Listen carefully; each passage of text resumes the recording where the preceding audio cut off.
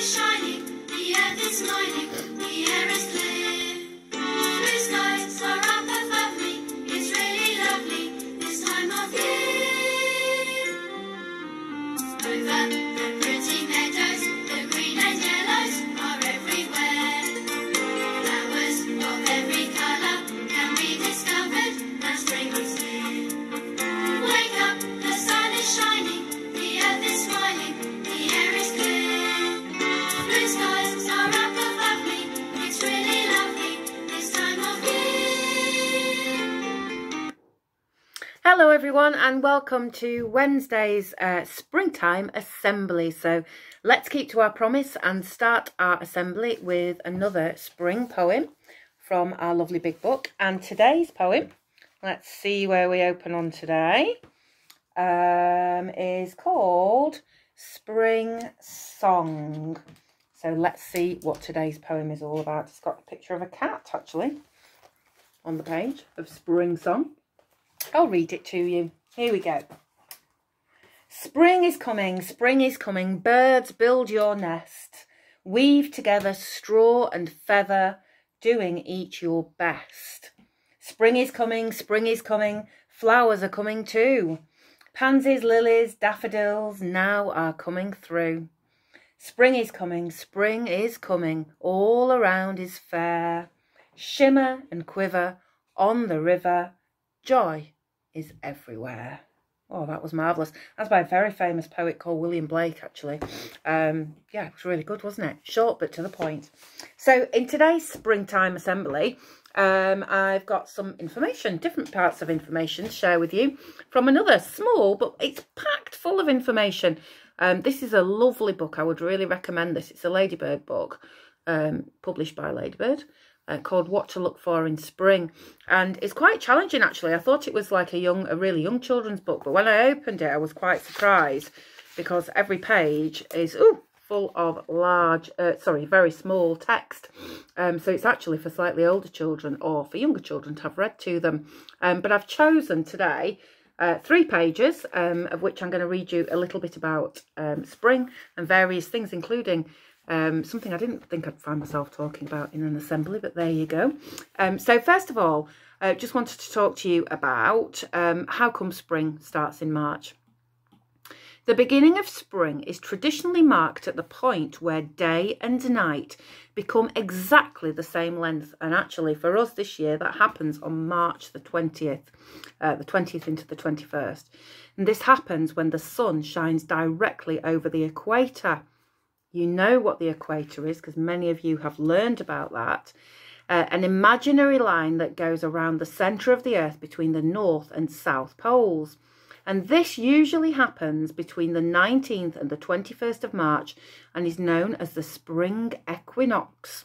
From this time onwards, the days will grow longer than the nights because the northern half of the planet will spend more time facing the sun. So there you go. There's a scientific explanation of why spring happens when it happens. So there are loads of different pages about butterflies and animals and birds and things that you can see during spring. But do you know which page I've chosen? Just because it captured my attention. And it links with what year 1 were doing when I said that they'd been out mini bees collecting. Did you know that springtime we start to get more of these wonderful creatures? These creatures are slugs. I'm not a massive fan of slugs, to be honest, but what I didn't realise until I read this book was how many different types there are, and you've got a much better chance of seeing all these different types of slugs in the springtime. So let's read a little bit about them and why there are more of them in the spring. New leaves and lots of rain are good news for one particular type of mini beast, slugs. These slimy creatures love to eat the fresh shoots of many different vegetables and herbs, although people who have gardens are not happy to share often. Slugs can do a lot of damage to a garden in the spring, and gardeners resort to many creative measures to try to keep them out. Slugs are animals, and they are part of the mollusk family. They slide along the ground using one big, muscly foot. So all of that body is actually a muscly foot. A slug uses the tentacles on its head to sense its surroundings.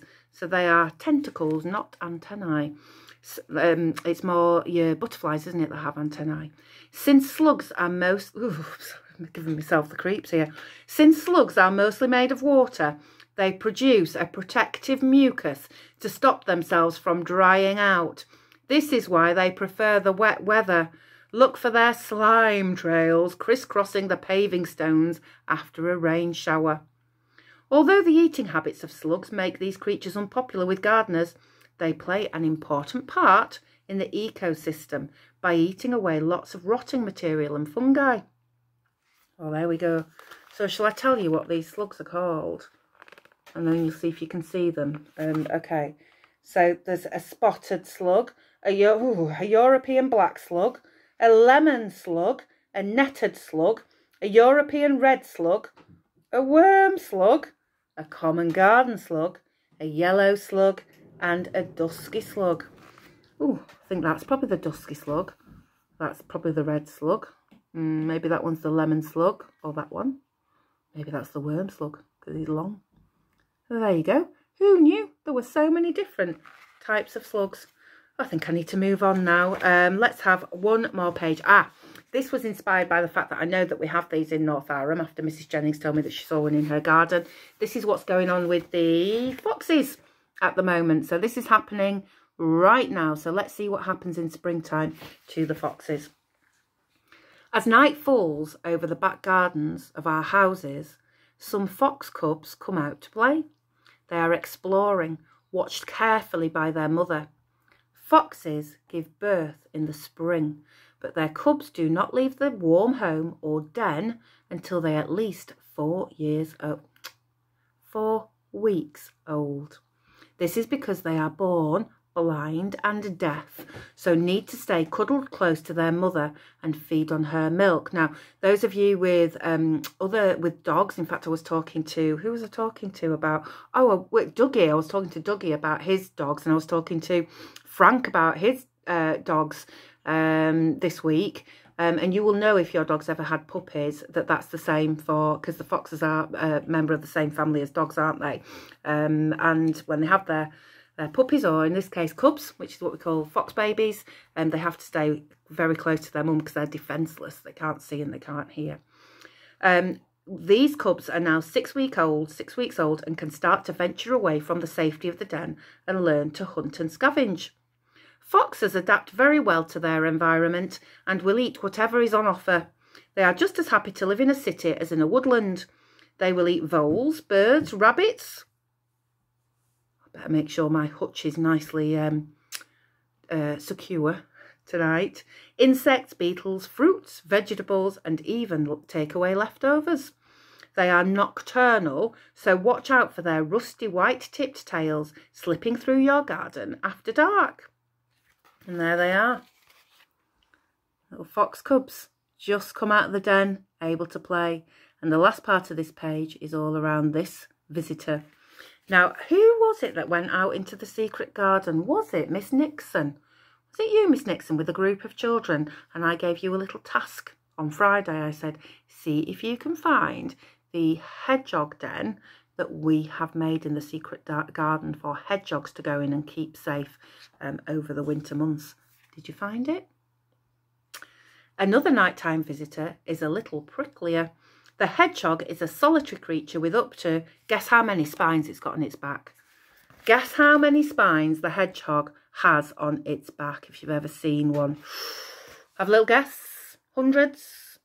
200? 250? 7,000 spines on its back, which it can raise for protection if it feels at risk of attack.